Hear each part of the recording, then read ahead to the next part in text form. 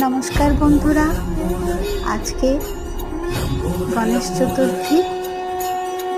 আপনাদেরকে সবাইকে জানাই অনেক অনেক শুভেচ্ছা। আজকের দিনটা আপনাদের খুব ভালো কাটুক।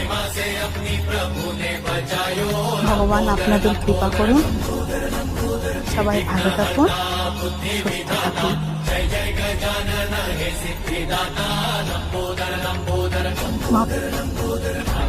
ভগবান গণেশের কৃপায় আপনাদের আগামী দিনগুলো আরো সুন্দর হয়ে উঠুক, এই কামনা করি ঈশ্বরের কাছে।